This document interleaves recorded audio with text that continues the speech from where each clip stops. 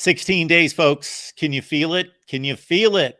It's going to be game week very soon. We are just 16 days away from a big Thursday night matchup.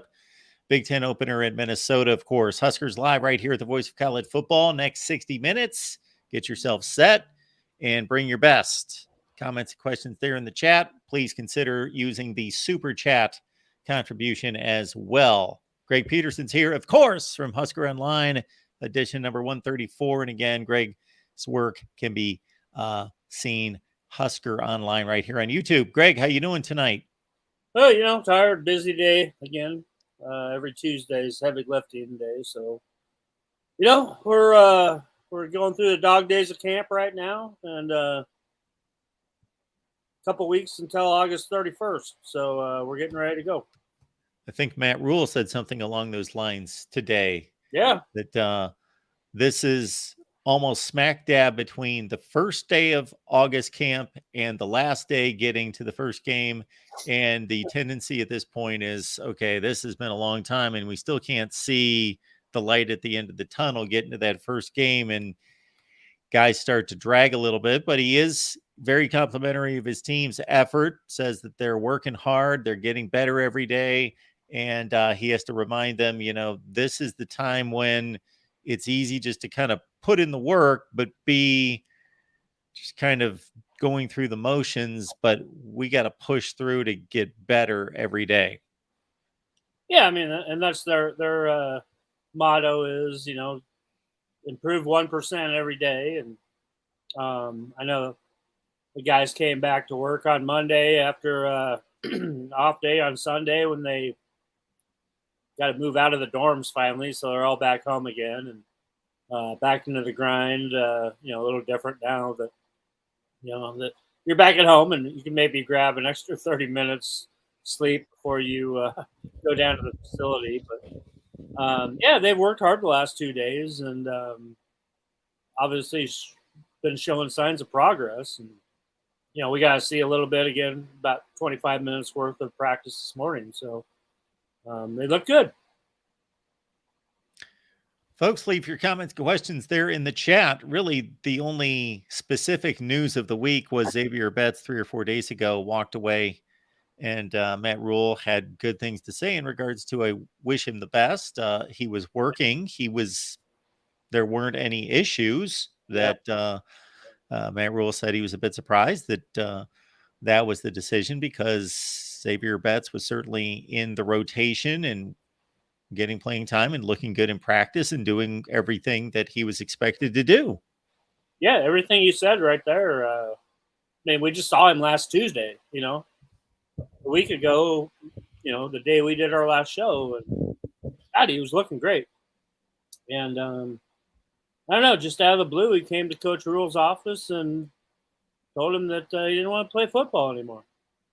We kind of went through this last year. He kind of did the same thing last year. And then he worked his butt off to get back in, grade-wise and, onto the team with the new coach again and was welcomed with, welcoming arms. And he was doing great. Yeah, it was a shocker out of the blue for everybody. There were rumblings of it before it happened, obviously. But that was his decision, and he plans to stay in school and get his degree. But, I've known Xavier for many, many years, and school's never been his strongest point, the academic side of things. And I know it's always been really hard for him to stay eligible, and he's overcome it 2 or 3 times now. But I don't know. I'm not speaking for him, but I don't know.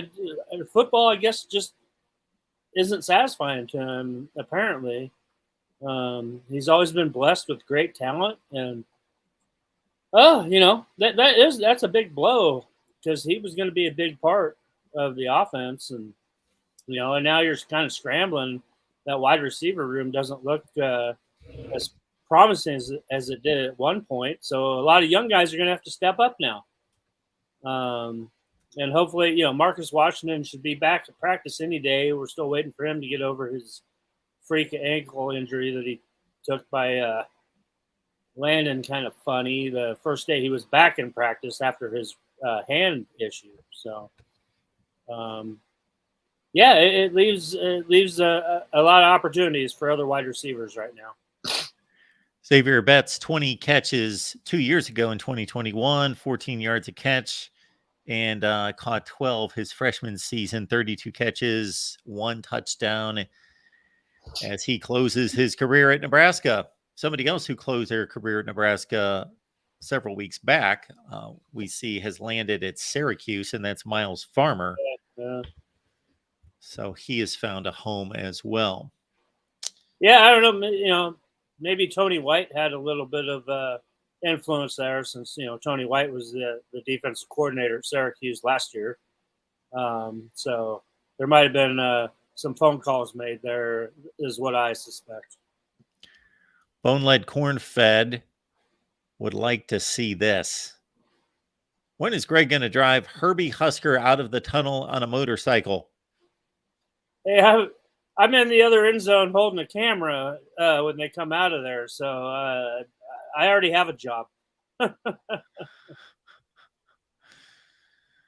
Okay. Matt Rhule talked about the quarterbacks today, specifically the backups. Yeah. And made the statement that Nebraska can win with Harburg or with Purdy. Yeah. He's kind of been that way all camp. He's really liked his his top 3 guys, and he stands behind them. So, and every chance I've gotten to see him, they all look good. But I get such a limited look at things. But obviously, Jeff Sims is head and shoulders above both of them, in my opinion, anyway. And, if you get a chance to stand next to Jeff Sims, you're kind of amazed at how big of a dude he really is, and you wouldn't want to try to tackle him in the open field. But the job is locked down for Jeff Sims. But the 2 backups, they're having a heck of a battle, and I've always been a Heinrich Harburg guy myself, and I think Chubba has battled through a few different issues, and he's right up there too. So I kind of agree with Coach Rhule that if Jeff Sims goes down, you're still in pretty decent hands. Few people asking in the chat, did we ever find out why Miles Farmer left?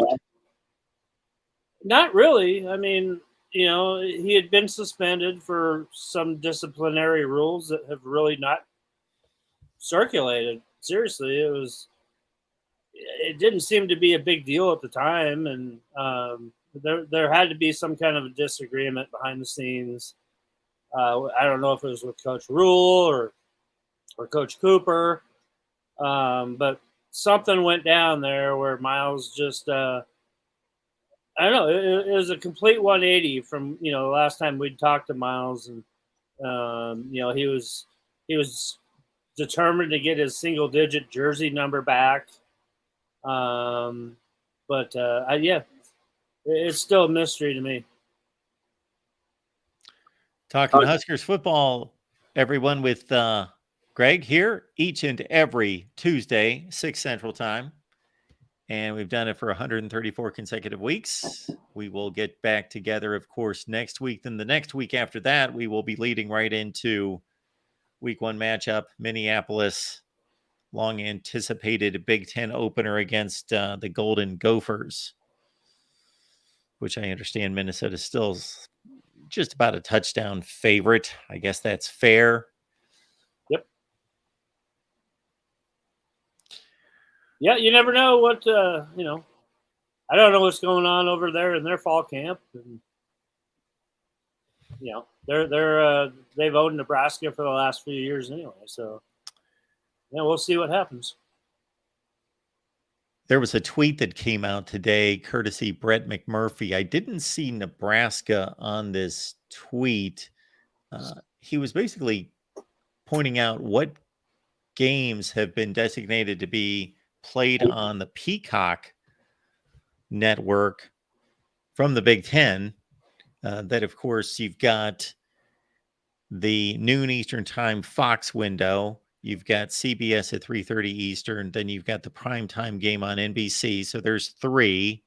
And then you got to figure if the Big Ten network's doing a triple header, there's 6. And if all 14 are playing conference games, that's 7 games. So I guess the low end game would go to Peacock. But if you look at the games that they posted, including Ohio State, Maryland, Michigan State, Iowa, they're not the low-ended games. So they're obviously trying to pull some viewers over to Peacock by putting some fairly attractive games over there.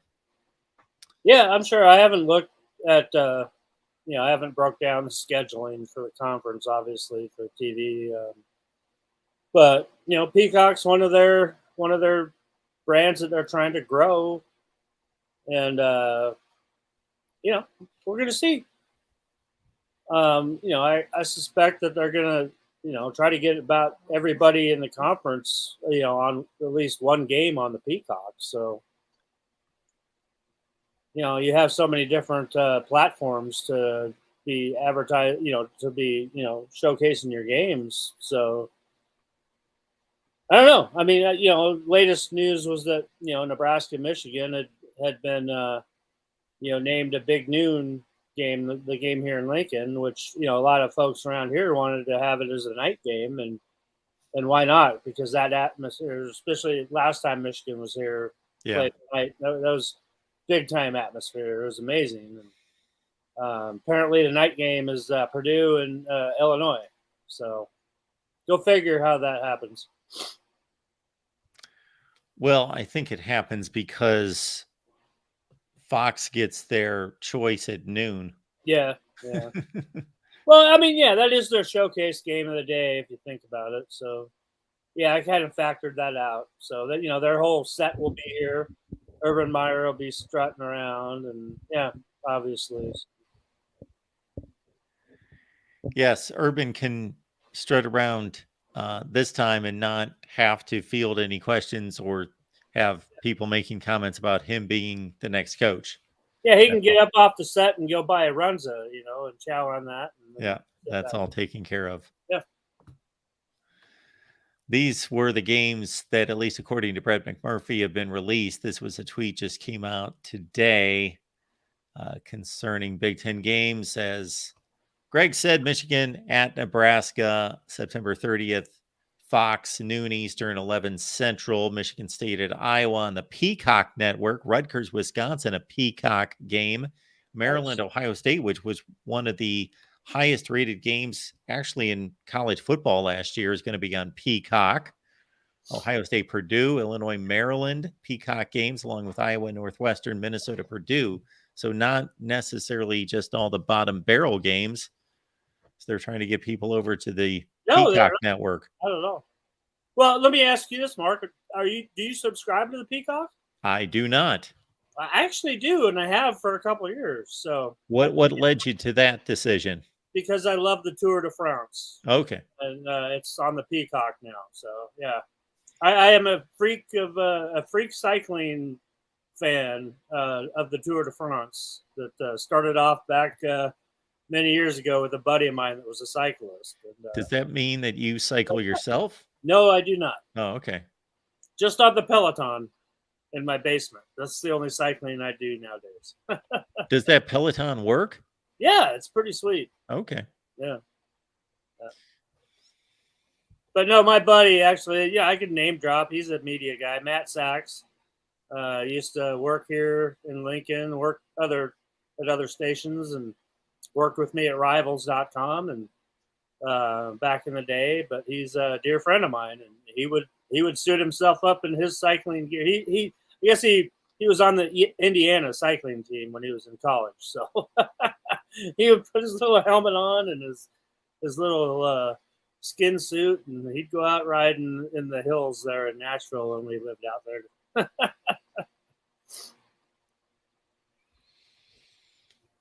All right. Nebraska fans are ready to roll and get 6 or 7 losing seasons off you're back.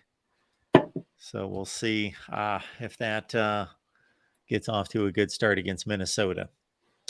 We're all crossing our fingers. That's for sure. Well, I got to tell you that if there's no news out of camp, it's usually a good thing. You don't want too much news out of camp. And I mean, that's the nice thing is that they scrimmaged on Saturday and got out of it injury free. So, besides what we've talked about previously, losing a couple of the defensive linemen and Maverick Noonan and Brody Tagaloa, they've been relatively injury free. Like I mentioned earlier, Marcus Washington hoping to be back here any day now, and Teddy Prohaska, obviously another guy that they want to count on, is still not practicing, but is getting closer. So other than that, really, they've come out, for 3 weeks of fall camp pretty healthy. I'm looking at a site called Husker Online. Never heard of it. So according to them, Thomas Fidone's having a good camp. Mm-hmm. Yeah, we heard from him today too. Anything come out of his mouth noteworthy? Well, I mean, obviously, he's missed the last 2 seasons with 2 devastating knee injuries. And, he said the hardest thing in his life was, some of those rehab exercises you got to do are just, they're killers. But, finally he's healthy, and this is the first time he's had a fall camp since he committed, and he's really enjoying it and letting it loose. He's still wearing a knee brace. If you can watch our Sights and Sounds or our recap video, and you see that knee brace on there. But he's finally able to do the football moves that he used to be able to do before his 2 injuries. And really, it's really with him. He is such a like person as Matt Rhule is, and that's why they get along so well. Is that they both keep demanding more of themselves each and every day, and they're never satisfied. And he wants to be the best tight end in the country, and he's going to fight and do everything possible to achieve that goal. So, I've known Thomas for a long time. He's never had a lack of confidence, and he's still a very, very confident dude for not even catching a pass or making a block or running down the field on a kickoff team yet in his college career. But I'm very happy for Thomas, and he's finally got himself in the spot where he imagined he would be 3 years ago. So and he's going to be a big part of the offense, obviously, like we talked about, the loss of Xavier Betts and at the wideout position, but they're going to use Thomas Fidone, and we're still waiting for word on Arik. Shush, dog. Arik Gilbert's status is still up in the air. That we're still waiting on the NCAA to give him the green light. So, you're talking like red zone stuff. Thomas Fidone obviously going to be a big part of that. And like I said, with the loss of Betts, younger guys are going to have to come into the mix at the receiver spot, like Malachi Coleman, true freshman. That I noticed it was the first time I got to see Malachi out there in fall camp, because the first week he was in that second group with the split practices. He was in the second group that we didn't get a chance to see. And then week 2, he was he didn't practice that day. So finally he was out there. I got to see him out there today, and he was looking really good. And I noticed that that the wide receivers coach Garrett was giving him.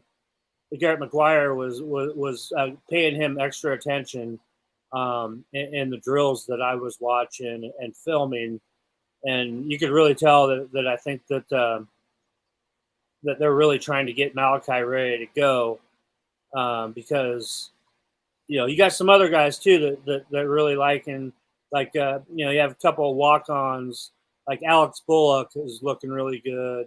Ty Hahn, another one. I think they're going to depend on these guys a lot.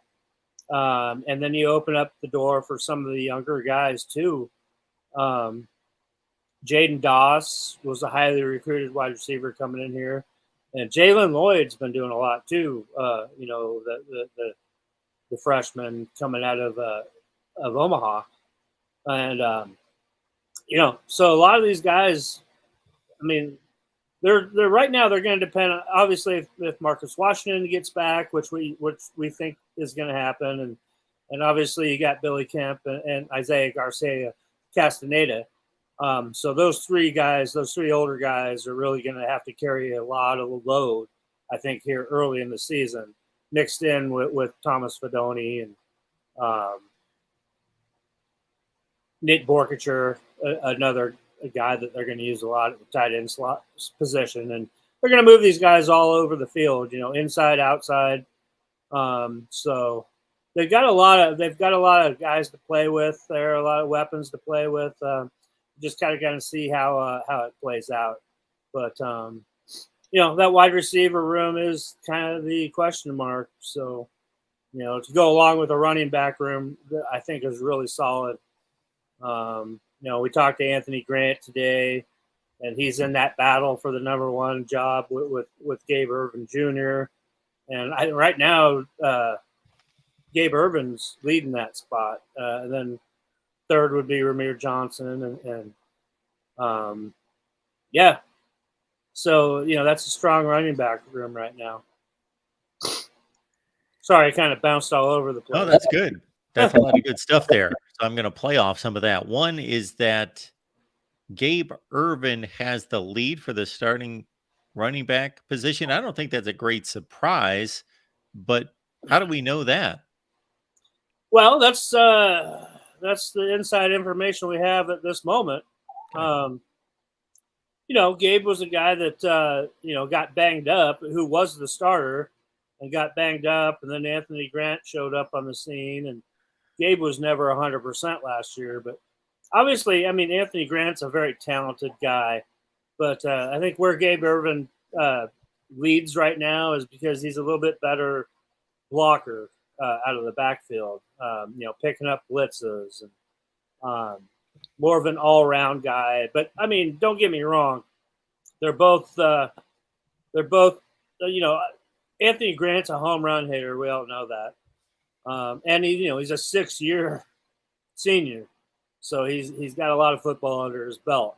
So it's hard to say 1A right now, and that could change. It could change tomorrow.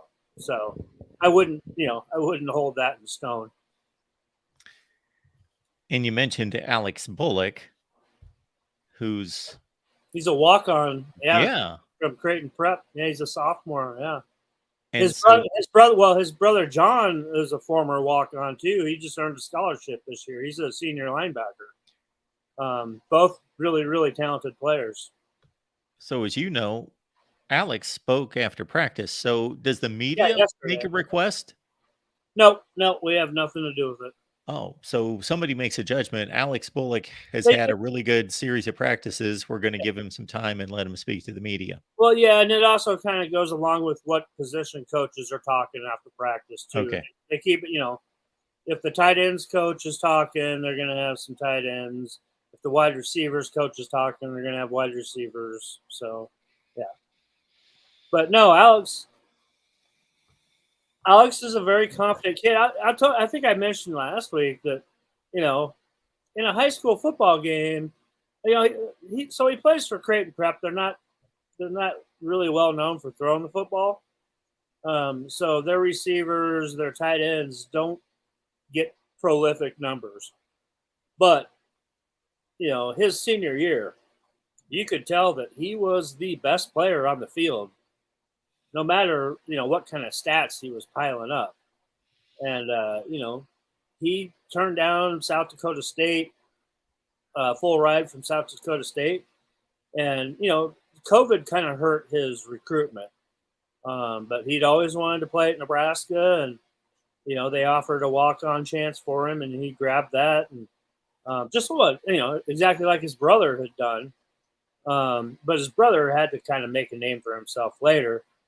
But this is where he wanted to be, and he's really getting a lot of opportunities now, and he's running with it. And like I said, he's a heck of a player. He's got really good size as a wide receiver. I mean, he's a big dude, and he can move. So, yeah, I think the next 3 years of his college career, he's going to catch a lot of balls here at Nebraska. He caught 54 balls as a senior at Omaha. Creighton Prep. Where did he play? Creighton Prep. Creighton Prep. Thank you. 765 yards and 8 touchdowns. 5 interceptions on defense. There you go. Yeah, Alex Bullock. Heck of an athlete. Yeah. Yeah, that was a name I didn't know, and I saw that he was talking after practice and then I saw comments and notes that he's having a good fall camp. Well, and also that was yesterday, and also yesterday, Ty Hahn also talked after practice, who was another walk-on in-state kid. So, he looks good too. He's not as big as Alex, but he's one of those sure-handed guys, and both of those guys are going to contribute quite a bit.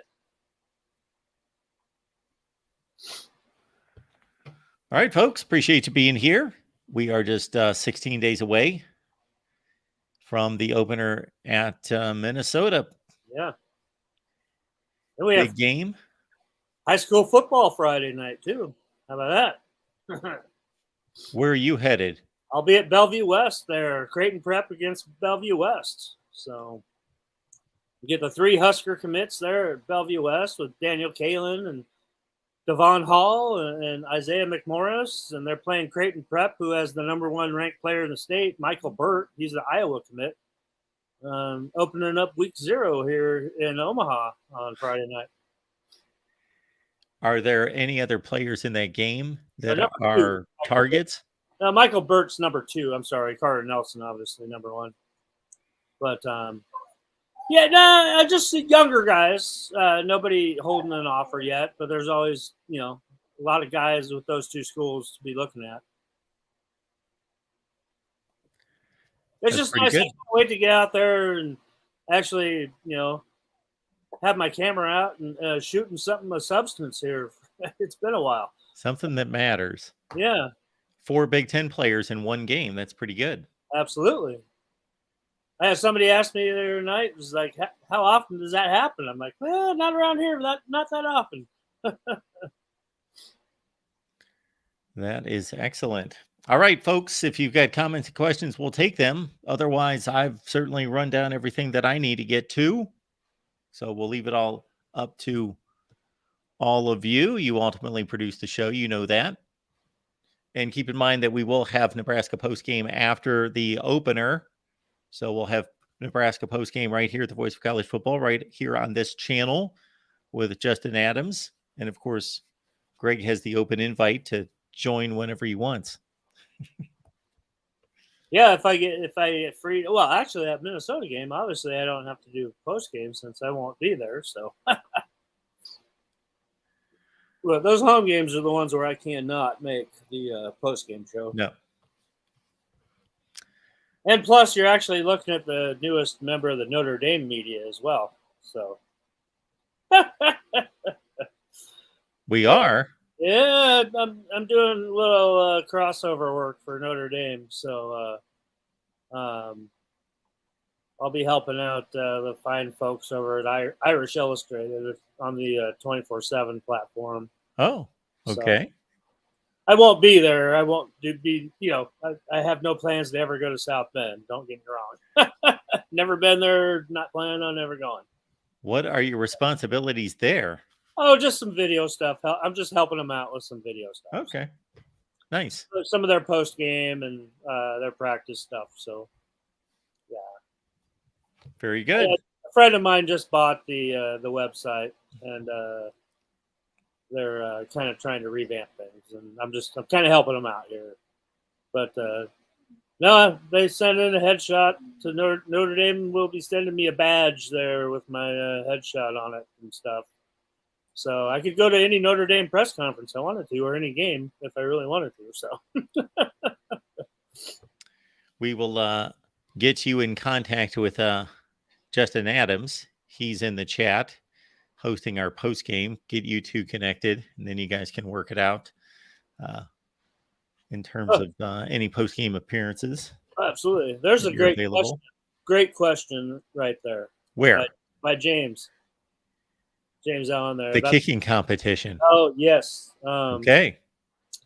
Yeah, fantastic question because, coming out of that Saturday scrimmage here from last Saturday, that was one of the things that Coach Rhule had talked about was he wasn't happy. There was too many missed kicks. So obviously the incumbent, Timmy Bleekrode, and then, he's in a battle with incoming freshman Tristan Alvano. And so after we finally got the final stats from that scrimmage is that, Bleekrode missed a lot of chippies, and Alvano, I think, went 5 for 7 in kicks, and the 2 that he missed was a 52-yarder and a 55-yarder. So I think he can pretty much pencil in Tristan Alvano as the starter. Timmy Bleekrode came in last year. He was a Bill Bush, former special teams coordinator. Bill Bush he was his recruit, and did not even recruit Tristan Alvano coming out of Omaha West Side last season, and we actually had pointed him out to him. And obviously what he did in the state title game was amazing. And Alvano, in my 24 years of covering high school football, he's the best high school kicker that I have seen in person. Just has ice water in his veins. And, when you have a former kicker and NFL kicker, former Nebraska guy in Chris Brown raving about this kid when he's, a sophomore in high school throughout his whole high school career, I think you need to take notice. And he has proven that he is a stud. And I think, he's going to be the next Nebraska kicker that's going to be playing in the NFL when his career is done here in Nebraska. So, yeah, go ahead and pencil that one in right now. Any other questions I see here we've pretty much covered? And anyone asking about anything in particular about, like, what's the point spread of the game? If you can Google a response, you can get that on Google. You don't need us. Okay. It's driving me crazy. It's dinner time, right? Yeah, almost. Well, it's almost dinner time.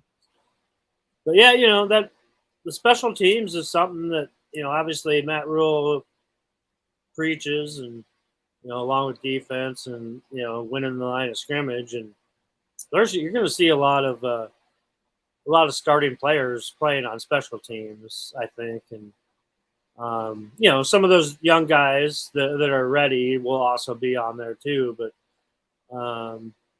you're not going to see a bunch of green, raw green players on the special teams unit here, at Nebraska this year, like you've seen in the past. So, yeah, I think all aspects of the game right now are, the defense really shined in that scrimmage. I think the defense is ahead of the offense right now. But, offensively, I think the biggest problem was, like Coach Rhule has kind of harped on, is the procedure stuff that, just, getting on and off the field, getting in the huddle and stuff is what he was kind of upset with. He liked what, the play of the offense was fine. They're moving the ball, scoring and everything, but just some minor bumps and bruises there procedurally. And, obviously, thank goodness you still have a couple weeks to work on that. And he admitted that they haven't really done much of that, in the first couple of weeks of fall camp, because they've been in the circuit where they're trying to get as many reps in, that they hadn't worked on that much. So, you still got 2 weeks before the first game to, get all that in place and running smoothly. So it kind of, I was asked that question a couple of days ago, and before I kind of heard Coach Rhule talk about it a little bit, I was saying, oh, yeah, the defense looks good. The offense is kind of a work in progress outside of the running backs room.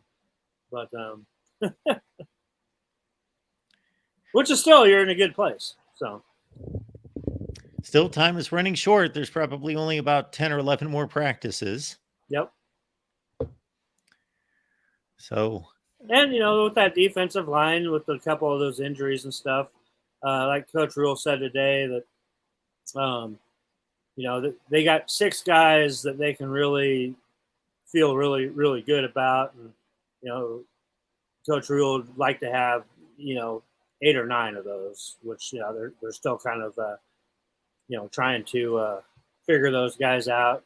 A lot of guys that can play, obviously, but we'll see how that all falls. And they got some pretty good looking dudes there at the jack position as well, with Chief Borders and those guys, and then obviously with your inside linebackers anchored by Nick Henrich and Luke Reimer. So, that's looking good. And, defensively, the biggest name we've been hearing lately is freshman Ethan Nation, who really, Jeff Sims talked yesterday and was raving about him on the defensive side. And he's also a return specialist. So they're trying to figure out how to use him, but he's really, really made a big jump here as a true freshman here in camp. A young man that was a Under Armour All-American last year out of the state of Georgia and was a late add to the Huskers class. And he's really, really shined there for Evan Cooper and the defensive backfield. All right, folks. I think that should about do it for our Tuesday show, unless anybody else has anything else for us. Get back here next Tuesday at 6 Central, and we'll do it all over again. Hopefully with some more good news out of camp, no bad news. And we'll only be 9 days away at this point next week. So make it on back, bring some friends with you. And please watch what you missed. Most of you missed most of the show. So you can just wait for the video to post, which should be almost immediate, and watch the rest of the show. Yeah, and there, that last comment I mentioned earlier with Arik Gilbert, that there's still no word on his eligibility yet. So Coach Rhule actually talked about that the other day. And you can tell how disgusted he is without having heard anything yet. And, he can't really comment on much, but says he'll be really disappointed in a lot of people if he does not get his eligibility. Well, I know that there was, I don't want to call it a similar situation, but a player going to a third school from Miami to Florida State, Daryl Jackson, he's a defensive tackle. He was at Maryland, played at Miami last year, has a family issue, health issue with his mom. Yeah. Wants to get back closer to Tallahassee, and he was denied. Yeah. It's kind of crazy with the transfer portal and stuff that they can actually hold something like this up. Yeah.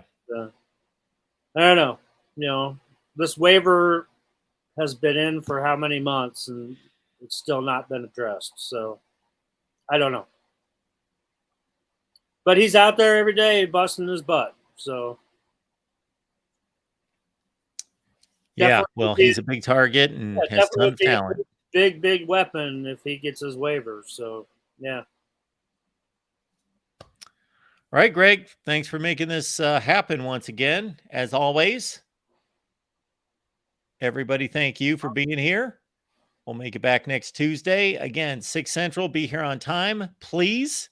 And if you're not, you get to watch the rest of the show in your spare time. So catch what you missed, and we'll be back here next Tuesday with Greg. Have a great week, everyone.